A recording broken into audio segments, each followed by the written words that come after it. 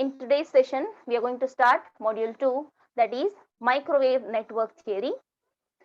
Before going for the actual study of this network theory, which is not a new term to you, okay, except this microwave. If you keep this word microwave aside, network theory, which is a very familiar concept to you as one subject, you have already studied this. Okay, how a network is analyzed, loop analysis, node analysis, how you find the parameters, how you analyze any circuit, what all the different theories are associated with this. Even few theorems also you have used, you have studied. So before going for this microwave network theory, you should be knowing why you have to study this. Okay, so just as an introductory part, I have listed few points. Let us see these points one by one. A microwave network, you know what is a network? Interconnection of components.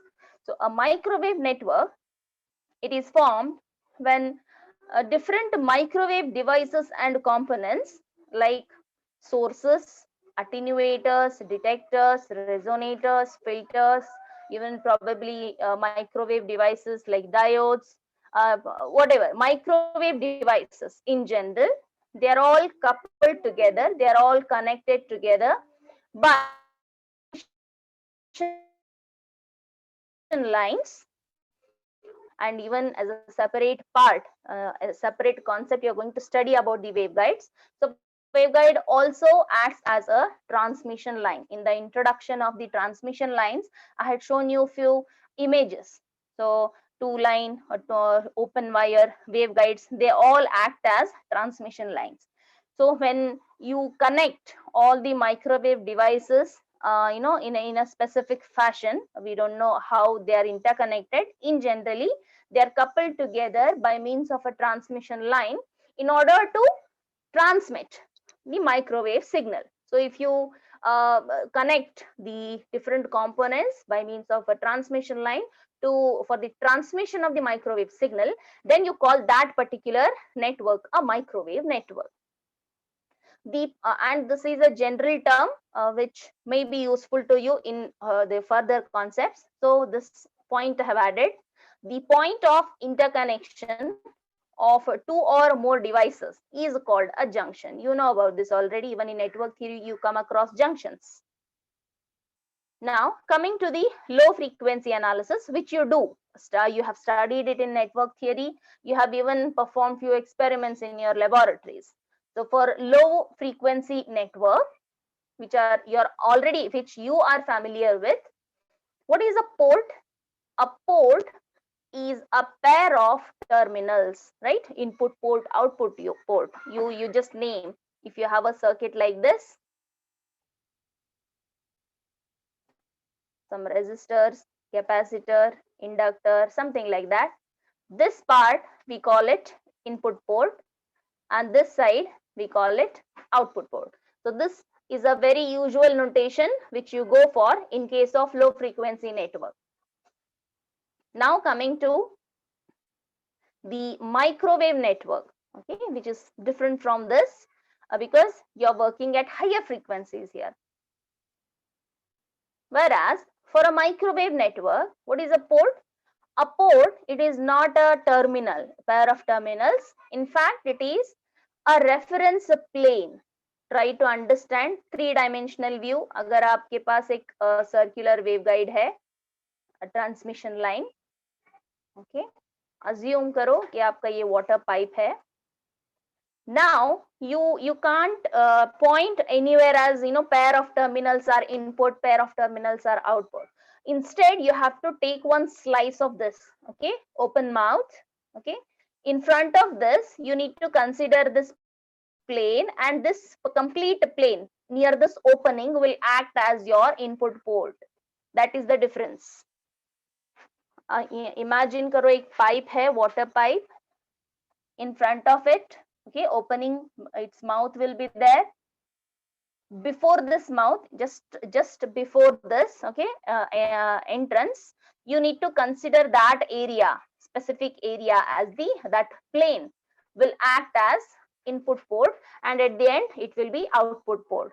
So In low frequency networks, we take a port as pair of terminals. But in case of microwave network, we take port as a reference plane. And how this plane will be? It's a very in general, you know it. If this is your length of your, say, water pipe, yeah, side. Consider this as your input reference plane. It's how its location will be. It is a transverse, it is perpendicular, it is transverse to the length of the microwave transmission line. So always it will be perpendicular. So reference plane considered will be transverse to the length of the transmission line. Now, we have already discussed about this while dealing with the transmission line equation. What is the problem we face when we go for higher frequencies? Okay, let me just recall a bit. At lower frequency, what will happen? The physical length of the line, okay, whatever circuit you're considering, it is much smaller compared to the wavelength.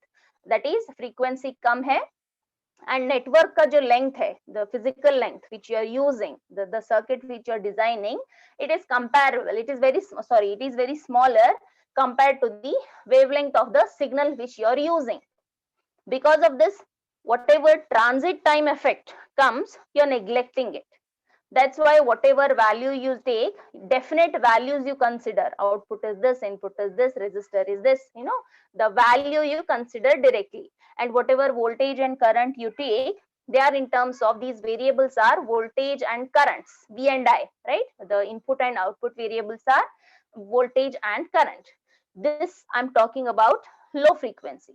But when it comes to the high frequencies, what is the thing happening? At higher frequency, your physical length of the line, okay, because transmission line will be very lengthy in terms of kilometers. So that length is comparable with the wavelength. Under that condition, we cannot ignore the transit time effect. That's why when we went for the solution of the transmission line equation, we have divided our transmission line into per unit length, and then we have analyzed, right? Because we wanted to apply Kirchhoff's laws to the circuit. So at lower frequencies, directly जो भी input output आप consider करोगे, they are all in terms of V and I, which can be related in terms of the different parameters. Again, these parameters is a very known term to you in network theory. How many types of parameters you have studied? I think whatever you can see it on the screen, all are known terms to you. Z parameter, Y parameter, hybrid, H parameter, and ABCD parameter. These 4 categories of parameters you have already studied.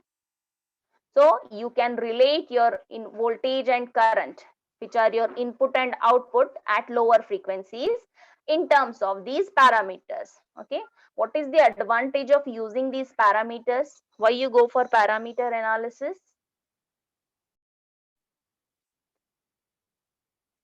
Okay, so whatever the variables are there, V and I, for low frequency networks, they can be related in terms of the different parameters which you have come across already in case of network theory in low frequency networks.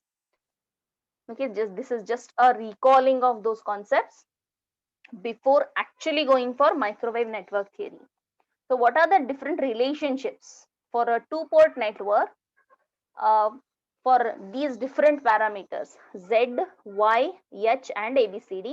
I have listed that. So here I have used the word two-port network. So what is a port? Pair of terminals. If you see, this is your low frequency network which you are already familiar with. Okay, this is your circuit which you have come across in network theory.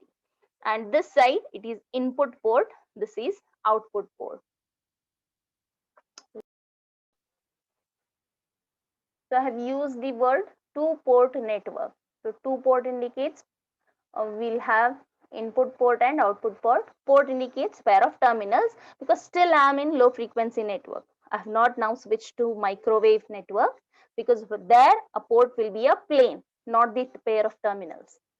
So I have listed here the equations. You can see for Z parameters how these voltage and currents are related.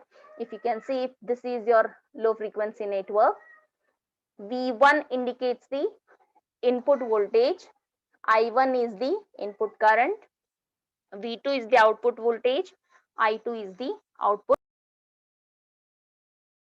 current. So how they are related in Z parameters. V1, V2 equations, I have written Z11, Z12, Z21, Z22, I1, I2, I1, I2. So these pair of equations, from these equations, if you just list the coefficients, you can write it in the matrix form. V1, V2, I1, I2, and the Z parameters. And what about the admittance? In case of admittance parameters, V's will be converted to I's and I's will be converted to V's. Okay, V and I gets exchanged. So यहाँ पे V1, V2 है, here it will be I1, I2. Whatever I1, I2s are there, they'll become V1 and V2. You can write even in the matrix form also. This is for Z and Y, Z parameter, impedance parameter and admittance parameter.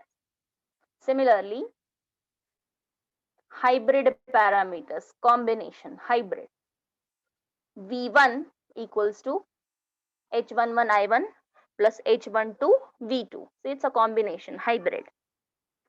And second equation, I2 is equal to H21 I1 plus H22 V2. If you simply list the coefficients, you can even write this equations in terms of matrix form. V1 V2, sorry, V1 I2. Here you have the coefficients I1 and V2. So I've listed that. And H parameters I have listed in the 2 by 2 square matrix. Similarly, ABCD matrix. So for ABCD matrix, V1 is equal to AV2 minus BI2. I1 is equal to CV2 minus DI2. Just list the coefficients. V1 I1 is equal to ABCD will be in one square matrix. V2 and I2 are the values that I have listed in the matrix form. So these basics which you have already learned, I've just I'm recalling this, and these equations might be helpful in your last concept of this microwave network theory. So probably this you keep this, list these equations, be let it be, these equations be with you, Z, Y, H and ABCD. This is about a low frequency network. I'm talking about the low frequency network where port is represented by pair of terminals. Then what else? You can express these V and I in terms of these parameters, different parameters. Now, coming to some nearing to this microwave network theory, why it is required. Okay, let's answer that question. Whatever parameters are there, these 4 different parameters, they can be easily measured at lower frequencies. When you work with lower frequency circuits, you can measure these parameters under open and short circuit conditions. Okay, you may make the circuit open and short. Some parameters will become 0 or infinity, and these parameters you can directly calculate. With that, you can know the exact behavior of the circuit. However, what will happen when we move to the microwave frequencies? So at microwave frequencies, the physical length of the line, that is transmission line, you can see it will be in terms of kilometers. Generally, transmission lines, it is comparable or much larger than the wavelength. Because of that only transit time effect comes into picture. Because of this, whatever input and output variables are there for low frequency circuits, V and I, voltage and current, even in your labs also you take, right? V and I only, you list, you tabulate.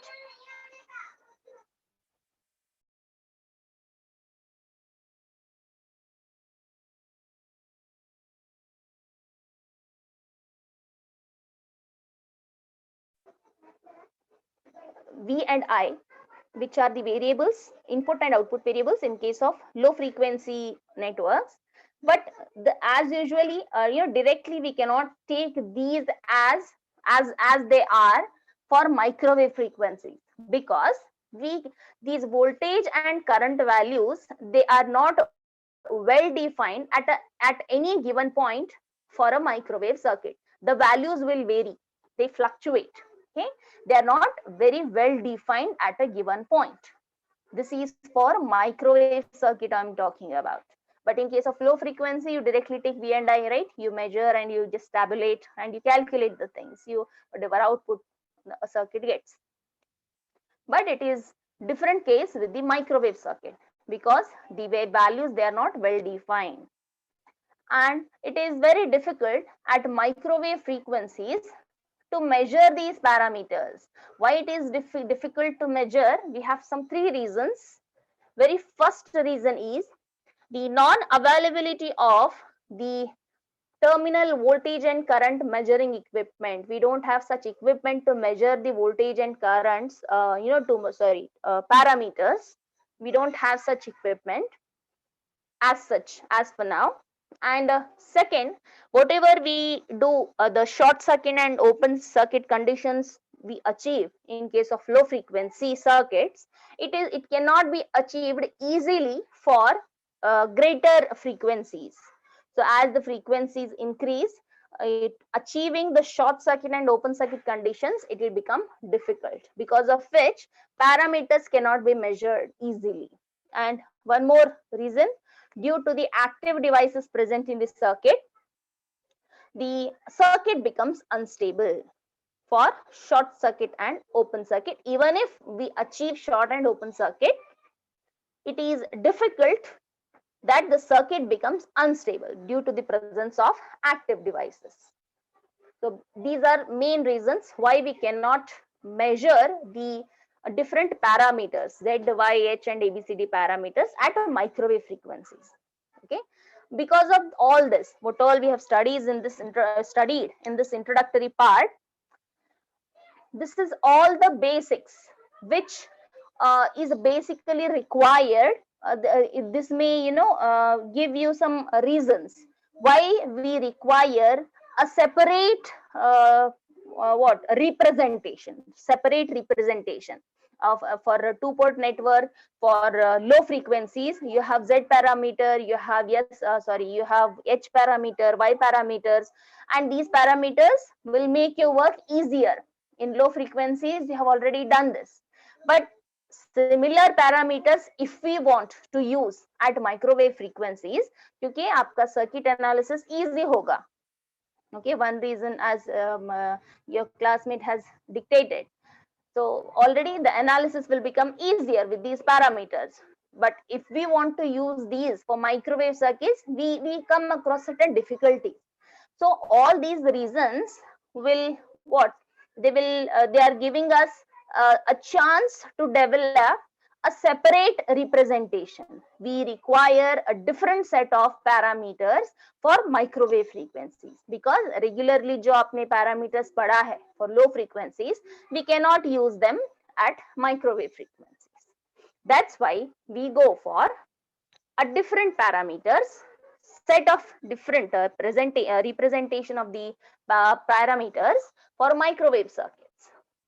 Hence, microwave circuits, they are analyzed using scattering or S parameter. So this is one new terminology apart from those four parameters which you have come across at low frequencies. This is a new representation. S parameters. S stands for scattering, which linearly relate the reflected waves amplitude with those of incident waves. So now, as I'm telling you, in S parameters, what these S parameters give you, it will relate what two things, reflected wave and incident waves. So you can clearly imagine now, in case of low frequencies, you take input and output variables as V and I. So here, as the statement says, S parameters will relate the waves, reflected waves and incident waves. So what are reflected and incident waves? You know already. We have studied this. We have seen these in module 1. And we have even seen the relationship between the reflection coefficient, transmission coefficient, then standing waves. So we have already come across those terms. So what S parameter is giving you? It is relating the reflected waves to the incident waves. Hence, in microwave circuits, we will not take the variables as voltage and current. Instead, we will take the variables, input and output variables, as waves. What waves? Traveling waves. They may be reflected or incident waves. So यहाँ पे V and I नहीं होगा. Okay, you want to use a direct what audio signal generator, जहाँ पे आप sine wave generate करते हो, input कुछ एम्पलीट्यूड दोगे, आप सर्किट वैसा यूज करे हो in your laboratories. you come across some voltage amplitude, you measure, table में लिख लेते हो 5 volts, 0.5, whatever, right? We cannot go for such things at microwave circuits. Here, instead of V and I, we will go for traveling waves, reflected and incident waves. So here, the logical variables, they are traveling waves rather than voltage and current. So how to, just now we have seen for Z, Y, H and ABCD parameters, we have some equations how to define, how to, for how low frequency network is shown or determined or analyzed by using the equations, by using these parameters. In terms of equations, you can write these parameters. Similarly, for S parameters also we have such a representation. So the S parameters for a two-port network, how we can find? You can see here, this is your, let me write it here, two-port network. Okay. If you see, this is your input part. Okay, input, this is your output. Two-port network. So in case of microwave frequencies, microwave networks, what a port indicates? Port is a reference plane. I cannot give you the terminals here. Okay, if I just simply point these two, they are not indicating the terminals, they are indicating a plane. So let me just take this dotted section. This indicates a plane, not terminals, pair of terminals. So two port means it is having two reference planes. One is the input, the other one is the output. So you can see you have a signal generator. So from this, some A1, B1, A2, B2, you can see they are your input, that is incident and reflected waves. So let me see, if I simply consider the first portion, that is the first half, only this much. Okay, forget about the remaining portion. For this, A1 is your incident wave, because at this plane, okay, it is incident. A1 is the incident wave. If you see, the direction of B1 is opposite. So B1 is the reflected waves. A1 is the incident wave, B1 is the reflected wave. Generally, A indicates incident, B indicates reflected. Remember this. We are not taking incident as I or reflected as R, but general notation is A and B. A indicates incident, B indicates reflected. Now coming to the second port, forget about the first port.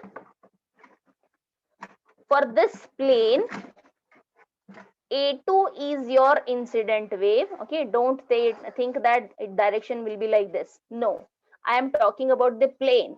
On the plane, if you see the direction, A2 will become incident wave, coming out will become reflected wave. Don't consider load पे जो incident होगा, that is direction should be like this. No. For this plane, A2 direction will be incident on this. Okay, in this direction, A2 will be and B2 indicates the reflected coming out. Hope you understood the directions. It is very important for a two-port network. If you are able to draw and understand the directions clearly, for a multi-port network which are having more than 2 ports, you can easily draw the diagram. That's why I'm explaining this very clearly. You can see it's a 2-port, so 2 equations you'll get, pair of equations. We have seen already in case of ZY hybrid and ABCD. Pair of equations you find for 2-port network. So 2 equations honge. So here also we come across 2 equations and the parameters will be 4. S11, S12, S21, S22. So I have written it here in this form. B1, B2 are the reflected waves. S11, S12, S21, S22 in terms of incident. A1, A2. These are the pair of equations. From these equations, you can write the matrix forms also. B1, B2, left hand side. S11, S12, S21, S22, the S matrix. And the remaining, the incident waves are A1 and A2. So this is S matrix or S parameter for 2-port network. Okay. Now, you might be having it in your mind. Why I have written B1 and B2 at the left hand side? Why I can't use here instead of A1 and A2? I could have used B1 and B2. Why the what sequence should be like this only? When B1 and B2 यहाँ पे क्यों नहीं लिखा? I could have used A1 and A2 here. Why? That we will see in the concept of scattering matrix representation for a multi-port network. So we will derive why the equation is like that. We will derive this in this concept. Okay. So now as for now you remember it is reflected wave B1 and B2 is at the left hand side. We will derive this why the pattern is like that only. We will derive it. Before that, as a small note, we have a title symmetrical Z and Y matrices for a reciprocal network. This is the title. Okay, I will cover this once I complete that derivation. Why it is B1 and B2 should be on the left hand side only. That first I will cover. The scattering matrix representation for a multi-port network. After that, I will take this. So there is one question for you. Very first thing is you should try to find what is a reciprocal network for me. Okay, and what is the meaning of symmetry in case of a network? Symmetry, I'm not talking in terms of matrix. Okay, don't tell me the definition of any symmetric matrix. I just want the meaning. What is the meaning of symmetry in case of a network? Network theory I've already studied. And what is a reciprocal network?